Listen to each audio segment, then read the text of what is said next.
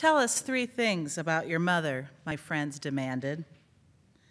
I became flustered, felt pressured, couldn't think of one thing about my mother to tell them. She was very self-sacrificing, I began. Too vague, one interrupted, even as the ing hung in the air before evaporating. She was a martyr, I volunteered. No one cut in. My mother graduated from high school at 15 and immediately went to work at Wilson Brothers, sewing collars to shirts to help support her divorced mother, who'd had a debilitating stroke at only 38. Divorce was unpopular among Polish Catholics in 1929, but I never asked why she'd done it, although once my grandmother showed me a photograph of her husband, my grandfather, and whispered, "He was a boxer," as if that would explain it. He died long before her, and she's buried next to him, but I never asked the story. She lived with us, and we shared a bedroom. I fell asleep singing "Good Night, Ladies" in the light of her glow-in-the-dark rosary. My mother once sat on the basement steps with me and told me I should never wish I hadn't been born. I can see this in my mind's eye, the two of us sitting there, halfway up or halfway down, hulking furnace on the left, broken washing machine on the right. I don't know what small crisis in my life had caused me to utter, "I wish I'd never been born," but I was despondent. Maybe I'd lost a Barbie shoe or skinned my knee.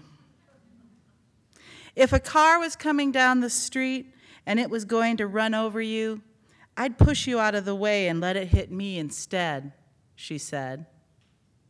I just didn't get it.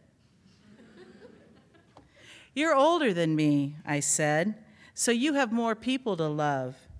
You can't love them that much. No, she replied. I love you more than you love me. That's the way love is.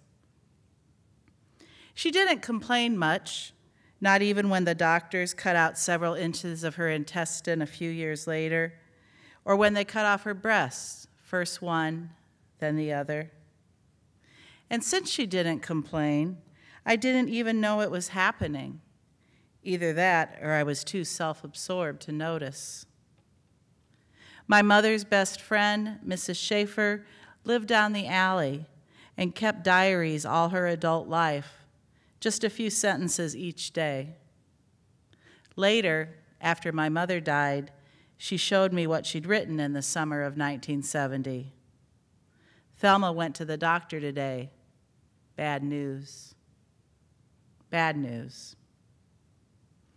In the summer, when it was still 90 degrees at 11 p.m., my mother filled a glass with cold coffee left over from breakfast and added a scoop of ice cream. To my kindergarten taste buds, this was a waste of good ice cream. But the caffeine and sugar gave her enough energy to iron bed sheets.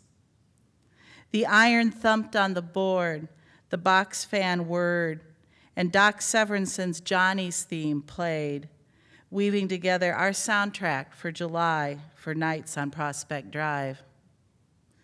The sheets billowed round her like the sails on some ship.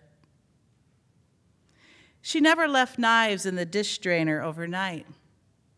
The plates and cups could be left out till morning, but the knives had to be put away before we went to bed. If a burglar breaks in, she said, we don't want to make it too easy on him. She wouldn't let me rock a rocking chair either with nobody in it. It's bad luck, she said. Someone would die.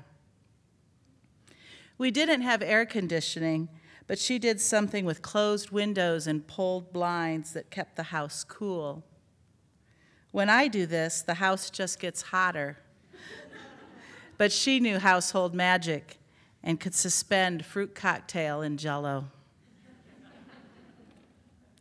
During craft time at the park, I braided flat plastic braid for keychains for lanyards.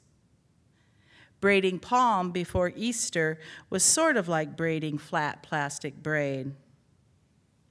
A sheaf of it was in the crucifix in my mother's bedroom as we waited for the ambulance that would take her to the hospital to die. She looked at my daughter, her only granddaughter, learning to walk, pulling on the bedspread to stay upright. "I hope you have as good a time with your mother as I did," she said. My daughter, at 8 months, had no way of knowing, but clapped her hands together, teetered on her pudgy legs. I love her more than she loves me. I learned how from my mother.